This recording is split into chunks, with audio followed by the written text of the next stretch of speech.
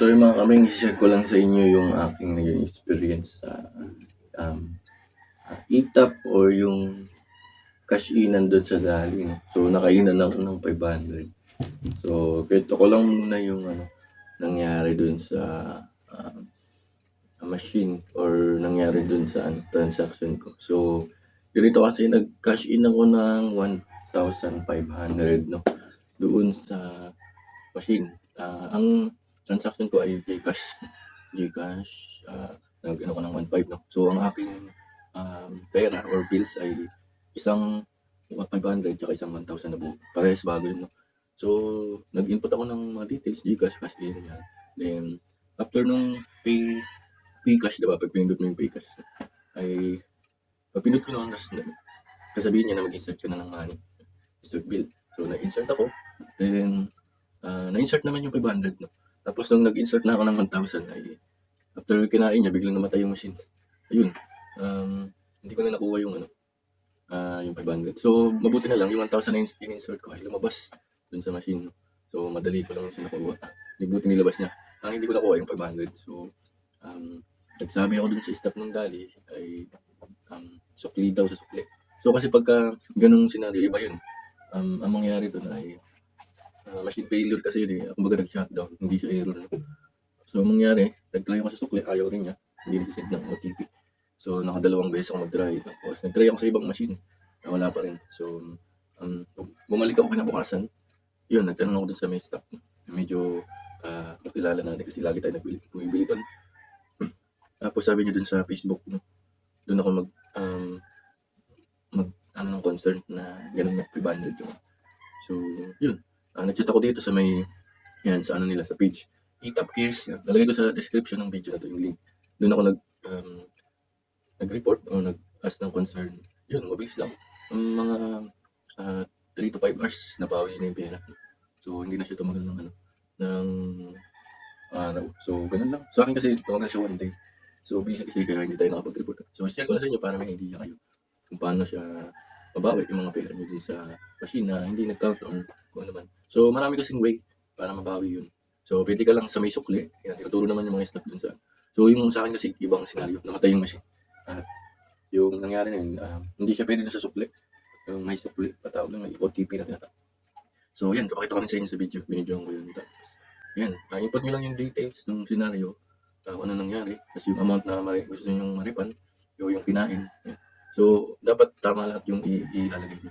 So, kung nahalata kayo na tawag dun, na hindi nagsasabi ng totoo, baka hindi agad mahirap.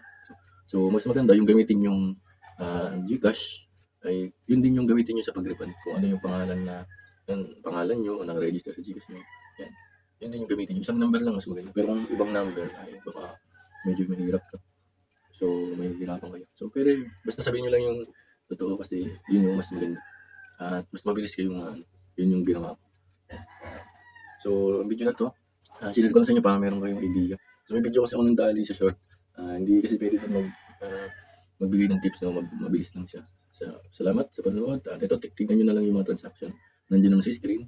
Yan.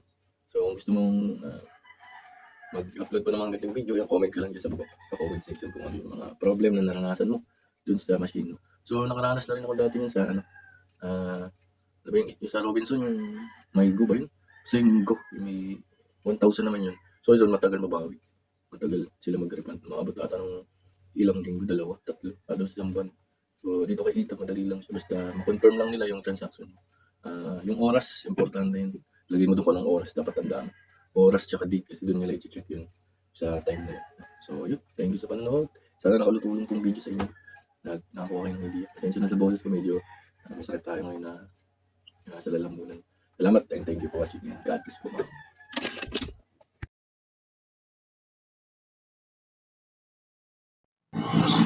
Ito mga kaming, subukan natin gawin. Something ways of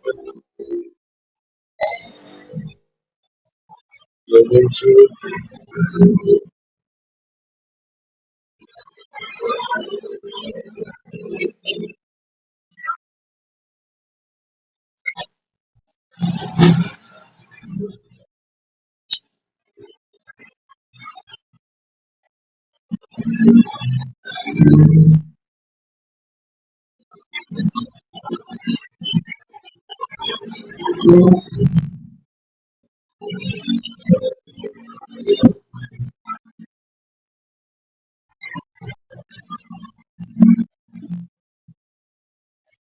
mga may register tayo. May suki.